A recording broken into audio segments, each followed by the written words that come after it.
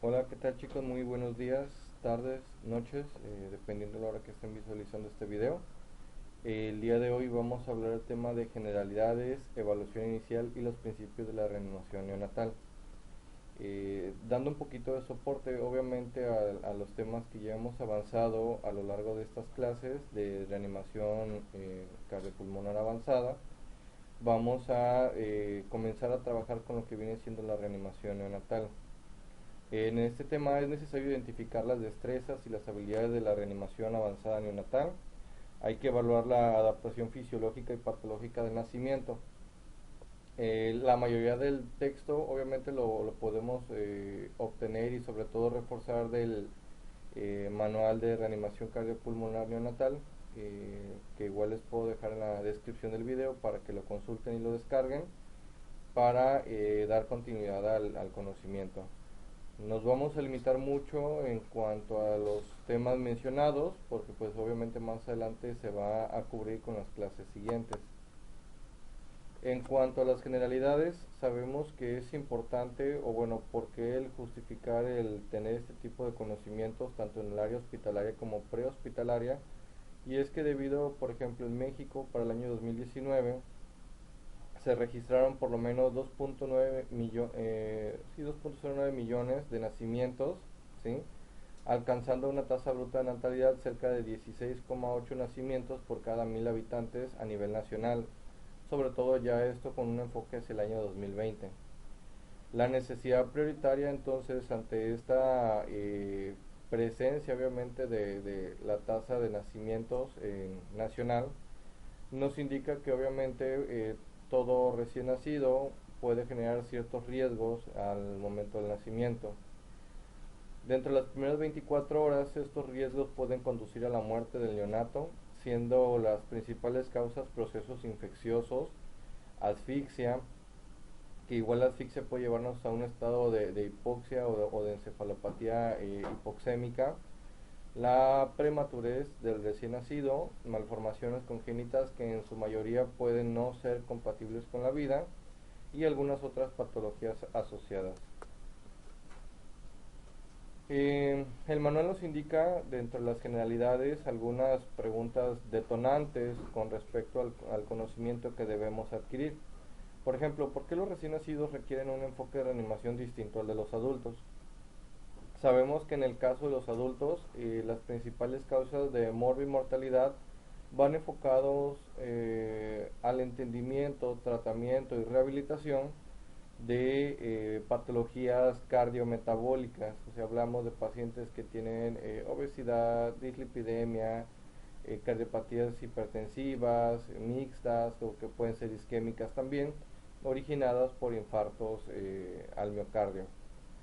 En el caso de los niños, sobre todo en los recién nacidos, que tomamos como referencia en un recién nacido desde el momento del nacimiento, el alumbramiento, hasta el primer mes de vida, ¿sí? Va a requerir generalmente una reanimación debido a problemas en la respiración causados por el intercambio gaseoso inadecuado. El problema principal va a ser una falta de un intercambio gaseoso y el objetivo de esta reanimación, sobre todo en el momento del nacimiento, es mantener una ventilación eficaz de los pulmones al bebé. Que de hecho, tomando en cuenta el algoritmo de reanimación de la AJA, que sabemos que la cadena es CAB, en el caso del recién nacido se enfatiza un poco más la ventilación, eso ya lo veníamos abordando desde los temas de reanimación pediátrica, porque sabemos que la insuficiencia respiratoria va a ser el detonante principal de la parada cardiorrespiratoria. Eh, ¿Cómo vamos a entender este proceso? Pues es necesario analizar lo que es la transición de la circulación fetal neonatal. Sabemos que en la etapa intrauterina la circulación o el oxígeno no viene de los pulmones, ya que para este entonces, en la vida intrauterina, los pulmones están llenos de líquido amniótico. ¿Sí? Entonces, ¿qué es lo que sucede? Pues la sangre viene a través de las venas la vena umbilical a llegar a la circulación venosa por parte de la vía portal o directamente hacia la vena cava inferior, ¿sí?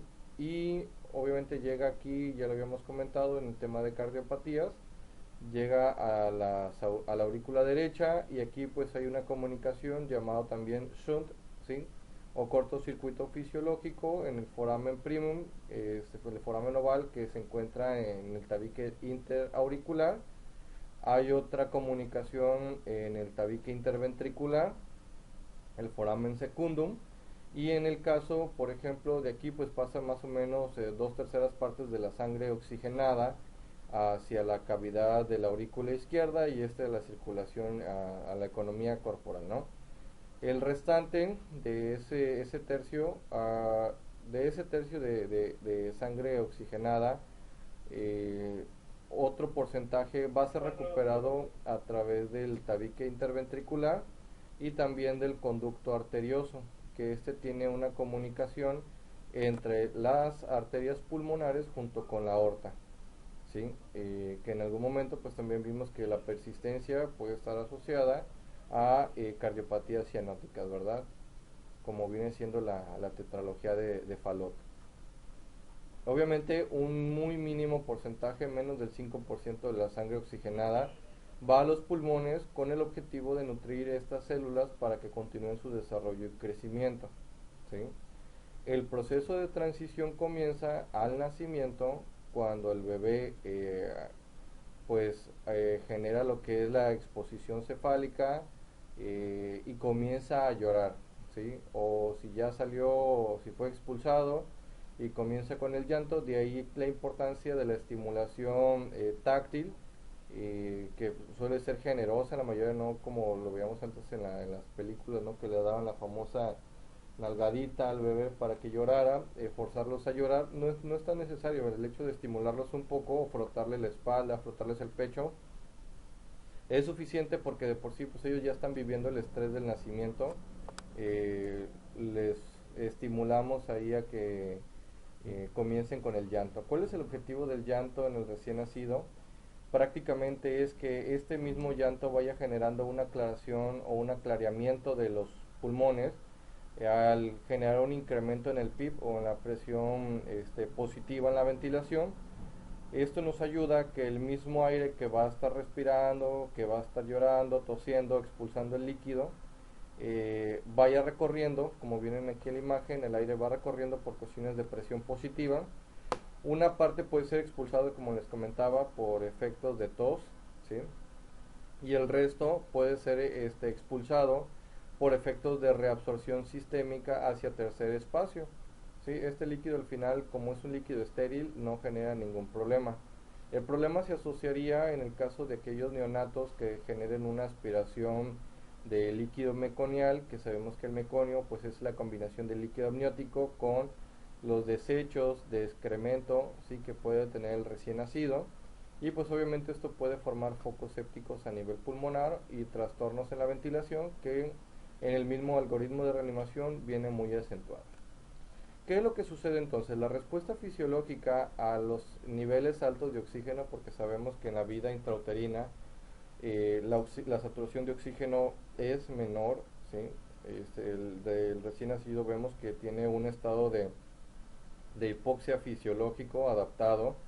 Obviamente que al irse incrementando los niveles de oxígeno va a haber una respuesta inflamatoria en cual se van a liberar o se van a bloquear ciertas hormonas proinflamatorias como son las interleucinas y las prostaglandinas, generando que se colapsen estos conductos fisiológicos.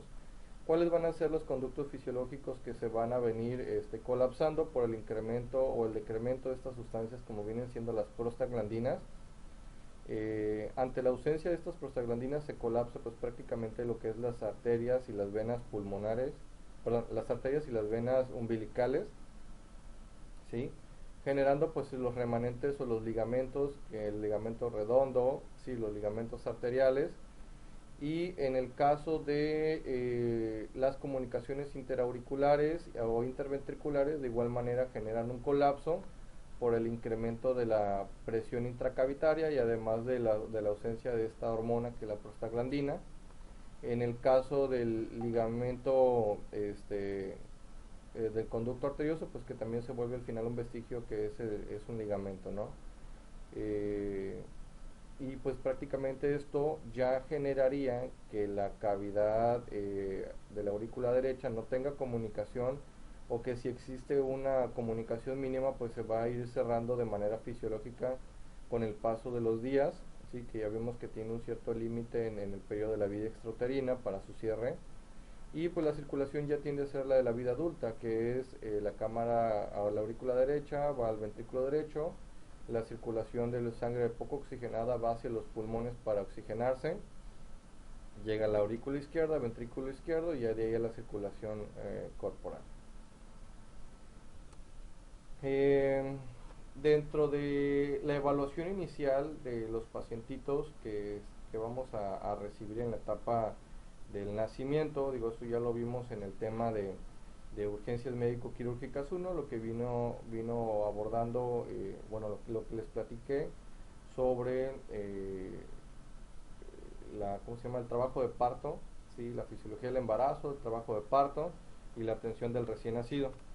Si tienes alguna inquietud igual sobre este tema, el video se encuentra pues prácticamente anexo a mi canal donde puedes revisarlo. ¿Qué es importante saber? Bueno, cuando vamos a atender a un recién nacido, en la evaluación inicial, antes de, porque esto es un proceso, ¿no? Antes del nacimiento, durante el nacimiento, que es la asistencia, los cuidados iniciales al nacimiento, que es la atención primaria, o los cuidados inmediatos, y ya posteriormente seguirían los cuidados mediatos, que ya son actividades rutinarias que, dependiendo del ambiente, si es hospitalario o prehospitalario, pues se pueden realizar o no. Entonces, antes del nacimiento, lo ideal sería conocer quién es la mamá, qué antecedentes tiene, si llevó un control prenatal, cómo lo llevó, etcétera. Y aquí hay un ejemplo, nos comentan, el control prenatal va a ser esa atención que va a recibir la mujer en una edad reproductiva, establecidos en centros de atención médico público privados o sociales, con un enfoque preventivo, educativo, de orientación y consejería hacia la mujer. ¿Por qué es importante entenderlo? Porque durante el control prenatal se van a realizar los diagnósticos oportunos de patologías que puedan complicar el nacimiento, se van a identificar situaciones patológicas del propio producto, o ya sea único o múltiple, para detectar factores de riesgo al mismo nacimiento. Por ejemplo, causantes de muerte materno, tenemos lo que son las enfermedades hipertensivas, la preeclampsia, la eclampsia, hemorragias obstétricas, enfermedades respiratorias que complican el embarazo, parto y puerperio. Estas estadísticas son del año 2020, pero bueno, igual pudieran ser más actuales. Sabemos que COVID-19 viene ya a formar parte de la tasa de mortalidad, dentro de las primeras causantes en la cuestión de función materna. Estado de sepsis puerperal, otras causas por trauma obstétrico, embolias, etcétera, ¿no? Y pues obviamente vemos aquí que sí hay causantes, ¿no? Hemos visto ahorita, por ejemplo, en el caso de COVID-19, que sí hay situaciones de muerte maternas debido a esta enfermedad.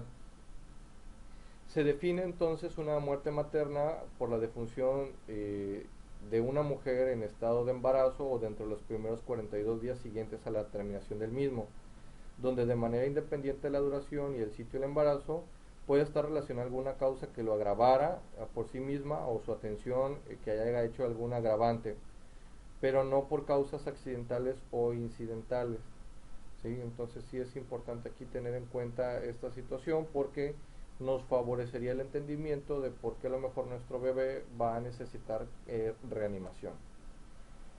Dentro de las 4 demoras consideradas en el modelo integral de la mortalidad materno-infantil, pues algunos de ellos son el acceso a la anticoncepción, reconocimiento de signos de alarma, problemas en el traslado a los centros de asistencia y atención en el establecimiento sanitario. O sea, esto es lo que se ha venido observando a través de este programa, que es el Observatorio de Mortalidad Materna en México, con lo cual pues si yo pudiera entender que si tengo alguna complicación, ¿no? Sobre todo en el sistema prehospitalario, donde pues a lo mejor la mamá viene en situaciones de trabajo de parto activo, pero la distancia del hospital, de su domicilio al hospital, pues suele ser mayor a 10, 15, 20, 30 kilómetros, ¿no?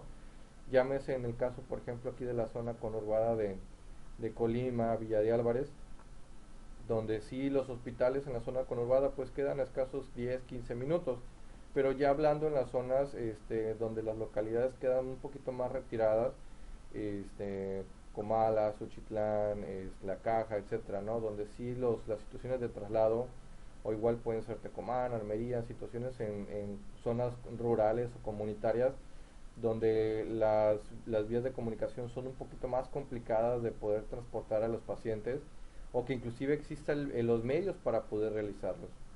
La razón de mortalidad materna se calcula aproximadamente de 31,2 defunciones por cada 100.000 habitantes estimados. Lo ideal pues sí sería que ninguna mujer en estado de embarazo o que lo haya concluido reciente pues falleciera. En el caso de las principales causas, igual son esas las hemorragias obstétricas, enfermedades hipertensivas, edema y proteinuria en el embarazo y enfermedades sistémicas respiratorias, que en este caso pues está asociado a COVID. Los principales estados que notifican mayor cantidad de defunciones maternas son el Estado de México, en este caso la Ciudad de México, Jalisco, Veracruz, Baja California y Michoacán. Y pues nuestro estado está compitiendo un poquito, si lo vemos aquí, ha tenido escasas 2 o 3, bueno, se mantiene en el rango medio de 2 a 3, ¿no? Es muy bajo. ¿Qué es lo que también me importa saber? Que ya sabemos un poquito sobre las situaciones de importancia en cuanto a, la, a las defunciones causales por materno-infantiles. Ahora, ¿qué es lo que yo necesito saber sobre esta mujer embarazada? Muy bien, entonces, lo que yo voy a interrogar en esta paciente acerca de los antecedentes va a ser una historia perinatal. Ya habíamos hablado, como les comento, en la clase de fisiología del embarazo, exploración física, lo que era la historia perinatal, la inspección, mediciones, la palpación abdominal, que pudiéramos aquí determinar lo que es la maniobra de Leopold para evaluar el encajamiento y la rotación del producto y la auscultación, ¿sí? Entonces vamos a explicarlas cada una de ellas. En el caso de la historia perinatal, ¿qué me interesa saber? Pues obviamente conocer la fecha última de embarazo, que consiste en el primer día de la última menstruación, bueno, fecha última de embarazo, la fecha última de menstruación para determinar la evolución del embarazo, y esto lo vamos a calcular de acuerdo a la fórmula de Wall-Nigel, que más adelante se las vuelvo a poner por si no te acuerdas actualmente. Las detecciones oportunas, igual la norma oficial mexicana para el control prenatal, igual que la guía de práctica clínica, nos establecen ciertos requerimientos de evaluación que debe tener una mujer en etapa de gestación. Detecciones de enfermedades prevenibles o que pueden ser tratadas para evitar la transmisión, ¿verdad?, de la mamá al producto, que es el VIH y el sífilis, la diabetes o la hipertensión. Se sugiere que al menos la paciente tenga que haber asistido por lo menos a 5 consultas prenatales. Si tuvo menos de 5 consultas prenatales, se consideraría esto como un embarazo de alto riesgo. O si definitivamente la paciente nunca asistió a consulta, se considera un embarazo de alto riesgo porque se desconoce la evolución del embarazo. Debemos de indagar en cuanto a la identificación, pues ya vimos, ¿no? Quién es, cómo es, dónde vive, su estado civil, etcétera.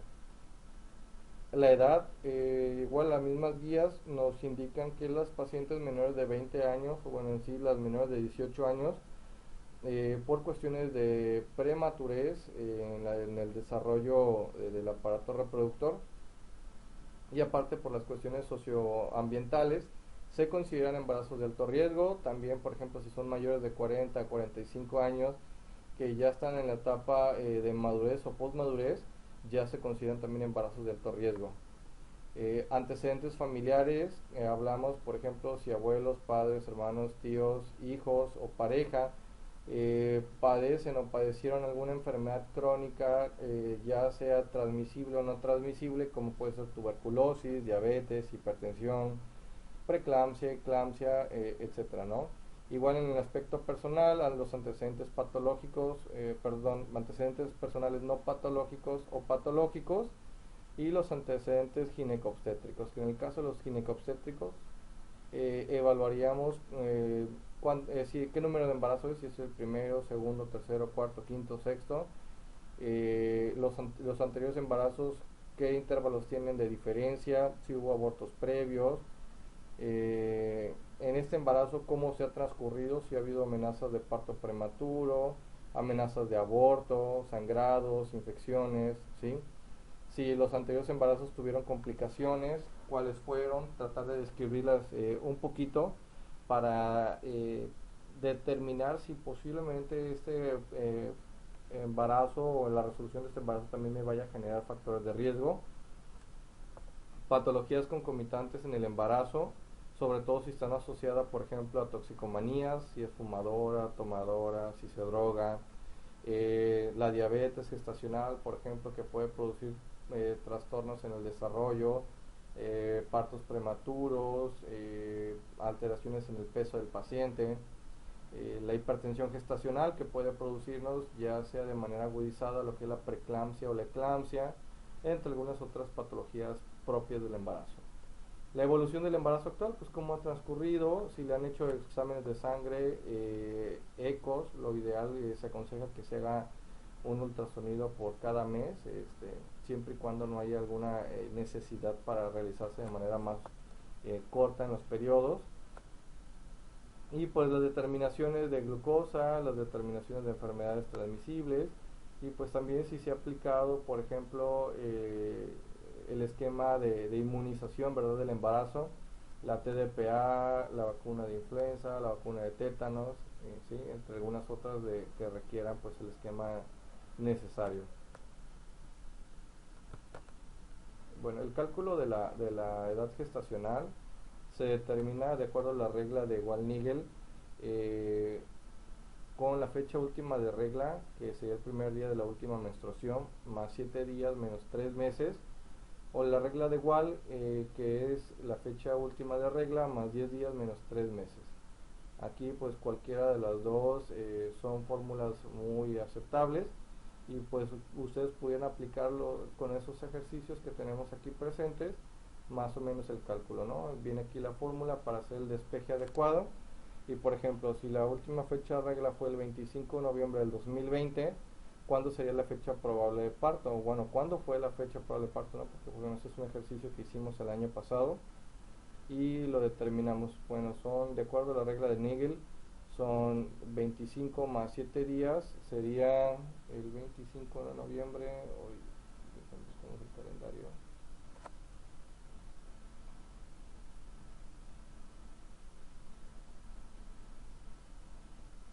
25 de noviembre, aquí está, 1, 2, 3, 4, 5, 6, 7, sería el 2 de diciembre, menos 3 meses, agosto, es noviembre, octubre, septiembre, más o menos la fecha tentativa de parto sería el 2, perdón, de septiembre del año 2021, sí, aproximadamente sí. ¿Sale? Igual con los otros ejercicios, si quieres seguirlos realizando, te servirán mucho para retomar esta práctica. Luego de ahí podemos evaluar el estado de madurez de nuestro producto con la medición del fondo uterino. Esto es a partir de la sínfisis del pubis, ¿sí? Vamos a palpar el fondo uterino, o sea, lo más que se sienta ahí el cuerpo del útero, más o menos de aquí, y pues vamos a medir qué tanto puede ser, ¿no? Eso es con una regla, obviamente ya en centímetros nos dice, si mide más de 30 centímetros, nos indica ya un estado de desarrollo con una madurez adecuada, ¿no? Y para calcular los meses de gestación por medio del fondo uterino es cuántos centímetros, más 4 entre 4 ya nos indica la edad gestacional. Entonces si yo por ejemplo tengo mi paciente y su fondo uterino me mide 32 centímetros, entonces sería la fórmula 32 más 4 son 36, entre 4 nos da 9 meses, ¿sale? Así de sencillo. O la otra es, dependiendo si tú estás un poquito diestro con la lectura de ultrasonidos obstétricos, poder tratar o leer por lo menos, ¿no? La interpretación para saber cómo está el producto. Si tienen de ahí de repente las mamás guardan un expediente, o en el caso de si te toca hacer un traslado, pues el expediente de la paciente. ¿Cuándo vamos a considerar que un embarazo se trata de alto riesgo? Pues bueno, ya lo comentábamos, de acuerdo a la edad, que pueden ser menores de 20 años o en el caso de mayores de 45 años, 40 a 45 años. ¿Sale? Toxicomanía, si fuma, toma, se droga, etcétera. Situaciones de violencia intrafamiliar o abuso sexual. Factores modificables como pueden ser exposición a tóxicos, pesticidas, enfermedades infecciosas como VIH, sífilis, enfermedades hereditarias, la automedicación, el estado de malnutrición que puede ser desde peso bajo hasta obesidad, factores propios de riesgo del embarazo y malformaciones congénitas.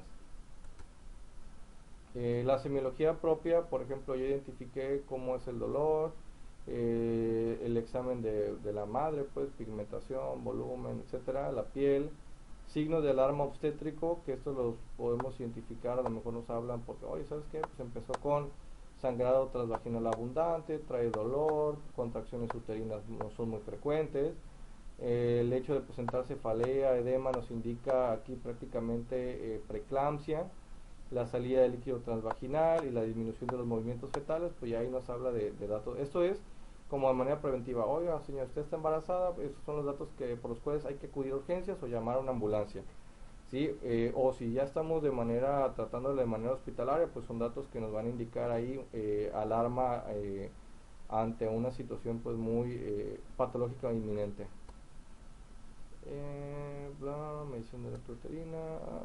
Okay. En cuanto a la semiología, pues hay que evaluar cómo está el abdomen, consistencia, visceromegalia, si está blando, depresivo, bla, bla, bla, características uterinas, la estática fetal, el reconocimiento de las partes fetales, cuántos fetos hay, o sea, cuántos productos, si es único, si es multi.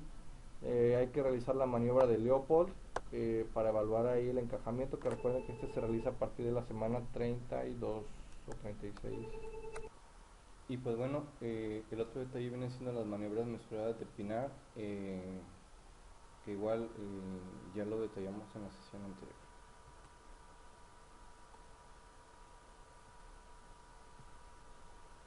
La estática fetal, en este caso, nos favorece para saber cómo se encuentra el bebé, en qué posición, en qué presentación, y para eso nos apoyamos obviamente en las maniobras de Leopold. ¿Sí? Al término de esta presentación, bueno, de esta diapositiva, te voy a dejar un video para recordar un poquito sobre las técnicas y la maniobra adecuada. Saber que la posición nos habla meramente sobre la relación del bebé, el punto toconómico, que el punto toconómico viene siendo la orientación hacia el sacro. Si este se encuentra sobre el lado derecho, izquierdo, anterior, posterior. La situación nos habla sobre la propia orientación sobre el eje de la madre, si está longitudinal, transverso u oblicuo. La presentación, si viene pélvico, cefálico o viene con presentación de hombros. Y la actitud, si viene en flexión o en extensión. Hola, ¿qué tal? El objeto de este video es explorar el abdomen de una mujer embarazada, porque con frecuencia los alumnos lo hacen mal, entonces vamos a explicarlo detalladamente para que lo puedan ver. La primera maniobra de Leopold, coloco ambas manos en el fondo uterino tratando de detectar que se encuentra en el fondo uterino. Aquí detecto que está el polo pélvico, toco las nalgas.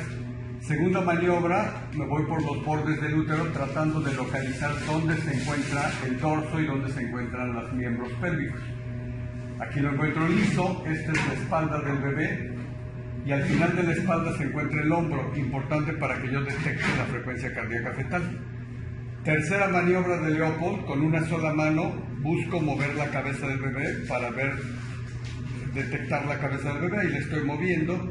Detecto las tres características de la cabeza: redonda, rebotante y regular. Cuarta y última maniobra es la única en la que yo me volteo y veo hacia los pies de la paciente para detectar el nivel de encajamiento de la cabeza fetal. Ahí estoy detectando que la cabeza está libre. Habiendo detectado con la segunda maniobra de Leopold que aquí está el hombro del bebé, que es el que transmite la frecuencia cardíaca fetal, lo voy a auscultar con un estetoscopio de Pinar. Esta es la parte que va en la oreja, esta es la parte que va en el abdomen. La coloco sobre el hombro del bebé y voy con un cronómetro a medir la frecuencia cardíaca fetal. Es importante que una vez que yo coloque la cabeza sobre el estetoscopio, suelte el estetoscopio. Y ahora con mi reloj empiezo a contar los latidos del bebé en un minuto.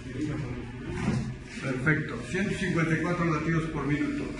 Para terminar, voy a medir la altura uterina. La altura uterina la mido colocando el cero en el borde superior del pubis y acompañando hasta el final del fondo uterino, donde se encuentra el fondo uterino. Entonces, esta paciente tiene un fondo uterino de 35 centímetros. Y eso es todo lo que tendríamos que hacer respecto a la exploración del abdomen de una mujer embarazada. Hasta luego. Y bueno, pues aquí tenemos entonces las maniobras de Leopold. Sabemos que la primera maniobra, retomando un poco, evalúa la altura del fondo uterino. Al evaluar la altura del fondo uterino podemos saber si percibimos bordes irregulares. Pudiera tratarse de una orientación cefálica. Sí, lo vemos hoy. Aquí viene una presentación cefálica, percibimos bordes irregulares que venía siendo la parte caudal, ¿no?, del bebé. La segunda maniobra nos ayuda a evaluar la posición, si este se encuentra en, en posición vertical u horizontal o transverso. La tercera maniobra evalúa la presentación, en este caso si se percibe como si fuera una pelotita y este es un borde lineal, pues viene siendo una presentación cefálica. Y la última, el grado de encajamiento, ¿sí? Que el grado de encajamiento va medido un poquito con la palpación mensurada de Pinar. Esto es dependiendo obviamente ya su propio encajamiento directo hacia los planos de Hodge. La auscultación abdominal nos ayuda a evaluar la frecuencia cardíaca del bebé, determinar los latidos aórticos maternos, algún ruido hidroaéreo, los latidos cardíacos fetales, que la frecuencia cardíaca fetal dijimos que se orienta, y es muy importante ahorita aprendérnosla porque durante el proceso de reanimación, si esta comienza a descender, pues será necesario entonces realizar las intervenciones inmediatas. La intensidad, el asincronismo materno y el signo de Arnoux, que es el ritmo peculiar del latido fetal durante un embarazo gemelar. Para eso podemos utilizar esta herramienta que es el estetoscopio de Pinar o ya herramientas un poquito más modernas como viene siendo los ecos, ¿no?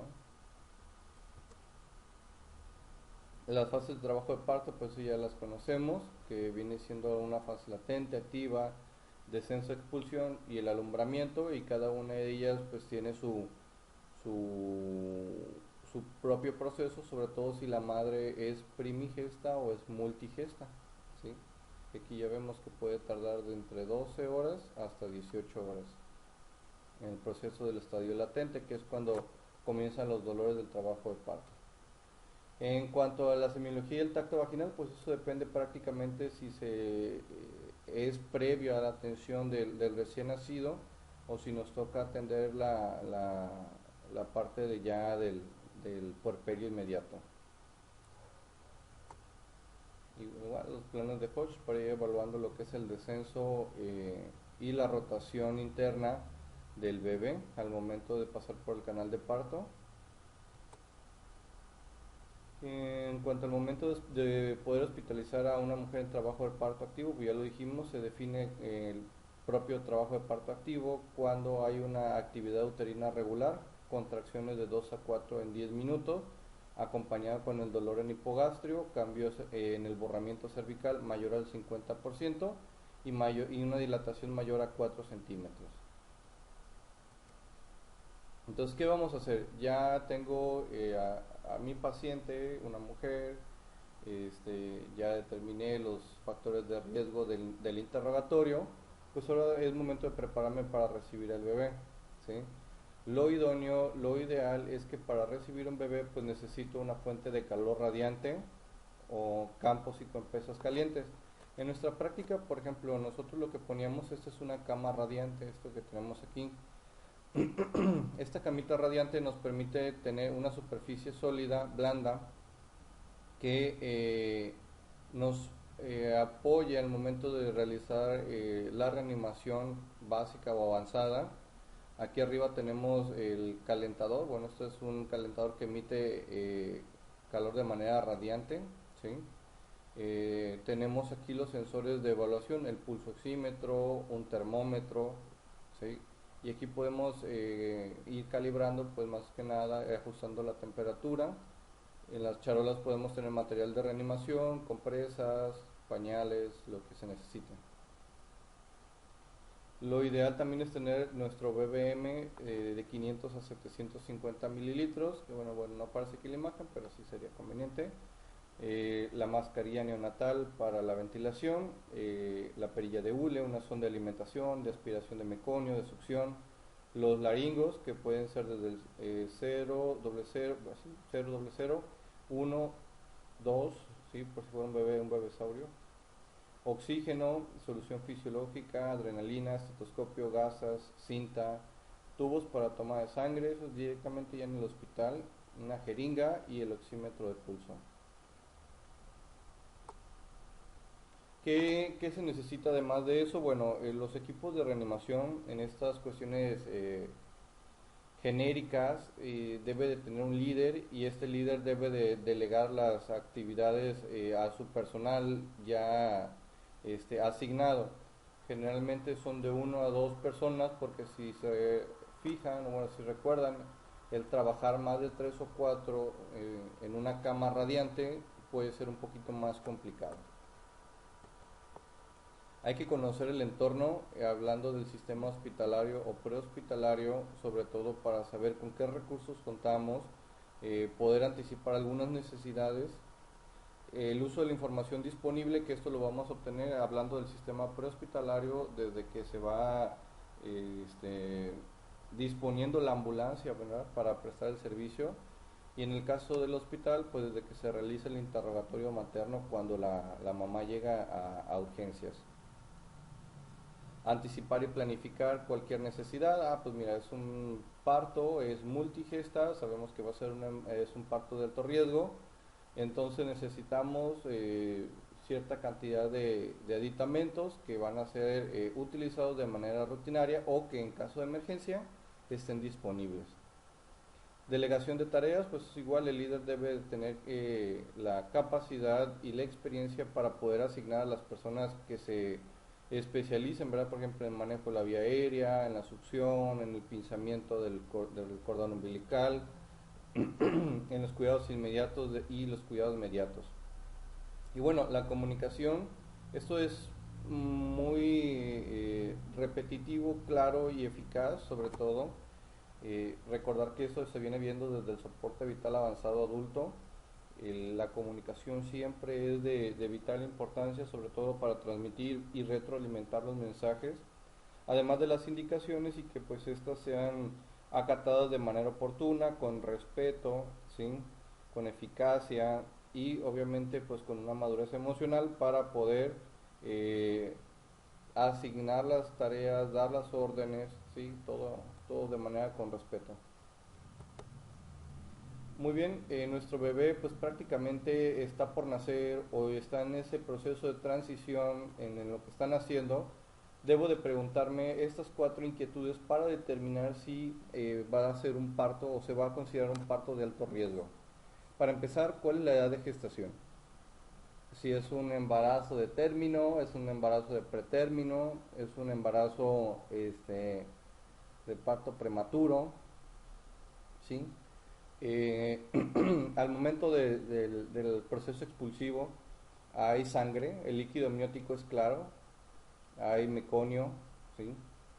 ¿Cuántos bebés se esperan? ¿Uno, dos, tres, cuatro? No sé. ¿Hay algún factor adicional de riesgo?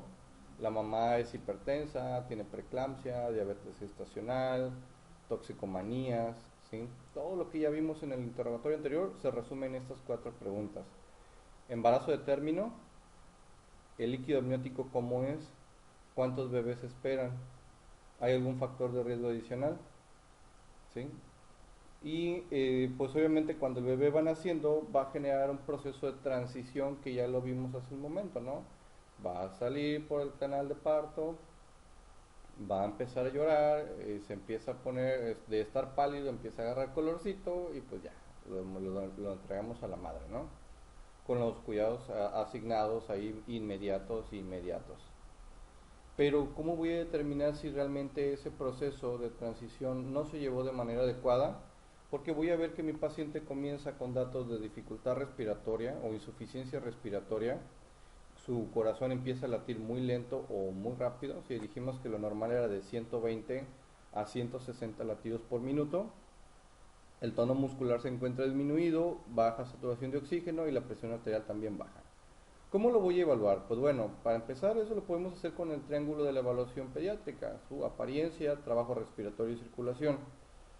Pero en el caso de los recién nacidos utilizamos algunas otras escalas de identificación de factores de riesgo, ¿sí? En cuanto el bebé nace, necesitamos enfocarnos en el primer minuto, que es el minuto de oro, ¿sí? Que esto es la base de la reanimación neonatal. Nuestro primer minuto es lo que va a determinar si mi paciente va a poder salir con un menor riesgo de complicaciones o si voy a tener que realizar intervenciones más oportunas, más avanzadas. Me voy a enfocar en este primer minuto en evitar que mi bebé pierda calor, por eso la cama radiante. No tengo cama radiante, por ejemplo, en el servicio prehospitalario, pues podemos hacerlo con un contacto directo con la madre, ¿sí? Piel a piel. Las ambulancias también cuentan con calefacción, podemos ir encendiendo la calefacción desde que vamos en el servicio prehospitalario, ¿sí? O pues cerrar lo más que se pueda la habitación, ¿no? Dejar la cabeza en posición medio ligera con extensión del cuello, la aspiración de las secreciones, secar la piel de manera inmediata, la estimulación táctil y el reposicionamiento. Esto lo vamos a hacer en cuanto nace. Ya hice todo esto, cuenta ahí mi primer minuto, ¿sí? Por ejemplo, el mismo algoritmo lo dice, ¿no? El algoritmo ustedes lo van a detallar en la siguiente clase. La gestación es a término, respira o llora y tiene buen tono muscular. Esto es lo que nos va ya hicimos las 4 preguntas básicas en la evaluación inicial. Ahora sigue las determinantes del parto. El de término, sí, no, respira o llora, sí respira y sí llora, o bueno, si llora está respirando. Tiene un buen tono muscular, si dice que no, entonces nos vamos a ir a una estabilización inicial. ¿Sí? La estabilización inicial se basa primero en la vía aérea, la respiración, la circulación y al final los fármacos, que eso, como les comento, lo van a determinar más adelante. Pero en el caso, por ejemplo, de la reanimación de adultos es CAB, la prioridad. En el caso de los niños dijimos que la principal causa de paro o sí, pues de paro más que nada viene siendo una insuficiencia respiratoria. Entonces aquí me voy a enfocar en alinear la vía aérea, ¿sí? Y en determinar que las ventilaciones sean efectivas, porque si la ventilación comienza a ser ineficaz y el paciente cae en insuficiencia respiratoria, genera bradicardia y la bradicardia me obliga a continuar con el resto del esquema del algoritmo de reanimación, ¿sí? También es necesario que al momento de evaluar la saturación de oxígeno, sí es muy importante que ustedes lo tomen en cuenta porque como les comentaba, tiene un proceso de transición. Recuerden que en el caso de la vida intrauterina, el bebé va a estar viviendo en un ambiente de hipoxia, ¿sí? Entonces es normal que un bebé nazca moradito, pero lo que no es normal es que a los 3, 5 o 10 minutos siga igual de moradito, ¿sí? Así que siga con cianosis. ¿Qué es lo que evalúo yo? Pues prácticamente en esta primera impresión viene siendo la escala de Apgar, que recuerden que Apgar se evalúa el primer minuto, o sea, ya nació, ya hice mis primeras intervenciones y en cuanto pasa el primer minuto, Apgar. ¿Cuánto tiene de Apgar? ¿Qué evalúa? Ya recuerda, A de apariencia, P de pulso, G de gesticulaciones o movimientos, la A del tono de la actividad o tono muscular y la R de respiración. Con una escala del 0 al 2, ¿sí? Donde el 2 pues es lo máximo, lo mejor, lo que puede haber, ¿sí? En el caso, por ejemplo, de la A, la apariencia, si está cianótico, acrocianótico o rosado. La P de pulso, si este se encuentra ausente, si es menor a 100 latidos por minuto o mayor a 100 latidos por minuto. Las gesticulaciones, si hace muecas o tiene llanto. La actividad autonomuscular, si tiene flacidez, flexiones o movimiento activo. Y la R de respiración, si está ausente, si tiene un llanto débil quejumbroso o un llanto vigoroso. Lo normal es que mi paciente tenga un esquema del 7 al 10, ¿no? De hecho, inclusive cuando nacen los bebés, le dicen a la mamá, su bebé recibió una calificación de 9.9 o de 8.9, ¿no? Obviamente un bebé recién nacido nunca va a tener un 10, eso es imposible que el bebé tenga un 10. Porque, pues obviamente, si yo me voy a la cuestión de la apariencia, un bebé recién nacido nunca nace rosadito, siempre son acrocianóticos o cianóticos, ¿sí? Entonces es importante ahí que no nos dejemos engañar, ¿no? Con las calificaciones. Pero cuando me va a importar un poquito más, cuando los indicadores migren hacia una situación de inestabilidad, cuando comience con puntajes menores de 7, de 6, ¿sí? De 4, perdón, que ya ahí es importante entonces realizar intervenciones secundarias que nos orientan al resto del algoritmo en la reanimación. O sea, ya mi bebé nació, lo llevo a la cama radiante, lo estimulo, lo seco, checo su frecuencia cardíaca, checo su saturación de oxígeno. ¿Cuánto tiene? No, pues tiene mayor de 100 latidos por minuto, empieza a llorar, se mueve mucho, está muy inquieto, ¿sí? Pues con eso prácticamente ya lo veo, está acrocianótico, la frecuencia cardíaca de 100, está llorando, se mueve mucho y pues nos da prácticamente un puntaje de 2, 4, 6, 8, 9. Ese bebé nació con un Apgar de 9. Pero puede pasar, y esto es importante, a los 5 minutos lo vamos a volver a revalorar y vamos a determinar, mira, pues de un 9 pasó a un 7. Quiere decir que algo está sucediendo y que es necesario volver a reevaluar, ¿sí? A revalorar mi algoritmo en la reanimación. Ya está bajando la puntuación de Apgar, ¿qué necesito corregir? Calor bajo fuente radiante, reposicionar la cabeza, aspirar secreciones. Si la frecuencia cardíaca está menor de 100, ¿qué crees? Está menor de 100. Entonces es necesario realizar la secuencia del algoritmo propio de la reanimación. El otro determinante que también se evalúa pues es la escala de Silverman-Anderson. No tiene como tal una sincronía en cuanto a cada cuánto lo vas a estar checando, sino más que nada Silverman-Anderson dijimos que nos ayuda y nos orienta para determinar situaciones de dificultad respiratoria, ¿no? Que es igual a una escala numérica del 0 al 2, donde el 0 es la mejor calificación porque se encuentran ausentes estos datos, y lo que evalúa es la disociación tóraco-abdominal, las retracciones intercostales, la retracción subsifoidea, el aleteo nasal y el quejido expiratorio. Si el puntaje es de 0, mi paciente no tiene dificultad respiratoria y a partir de ahí comienzan los datos de dificultad leve, moderada o severo, que pues ahí será necesario de nuevo reintervenir en el algoritmo de reanimación. Recuerda que ya pasó mi primer minuto de vida y que debo de seguir realizando otras acciones eficaces si yo determino que en ese primer minuto de vida mi bebé no tiene datos de complicaciones. Las generalidades nos indican que a partir de los 60 segundos, que bueno, ya salió, ya lo estimulé, todo, ya puedo realizar el pinzamiento del cordón a al menos 15 centímetros de longitud o al momento que determinemos que ya dejó de latir, ¿sí? Las guías de práctica clínica nos dicen que puede ser viable de 30 a 60 segundos una vez que es expulsado, o lo idóneo que nos indican las guías de reanimación es que al momento en que el cordón deja de latir ya lo puedes pinzar. Perdón, sí, ya lo puedes como tal pinzar si todavía está en cuanto a una, ¿cómo se llama? Si está en contacto con la madre, ¿no? Piel a piel todavía. De repente hay algunas modificaciones que hacen los ginecólogos cuando estamos hablando de las salas de parto que pueden permitir que el bebé permanezca un rato con la madre. Hay Hay otros que no, sí, por ejemplo, sobre todo en las cesáreas, abren, saca el bebé, se esperan unos 15-20 segundos, ya determinaron, cortan, ¿no? Y en otros hospitales, por ejemplo, es expulsado el bebé, lo ponen sobre la madre lo siente un poquito y cortan el cordón y ya se lo llevan a la sala de reanimación. Si el bebé se encuentra estable, pues ya regresa con la mamá. El resto de generalidades, una vez que ya determine que mi bebé se encuentra estable, ya pasan unos 5 minutos, ya realicé los cuidados inmediatos correspondientes que se señalaron, les comento, o se les señalarán en otra materia, porque aquí nos enfocamos en lo esencial, en los primeros 5 minutos de vida. Es realizar la exploración cefalocaudal.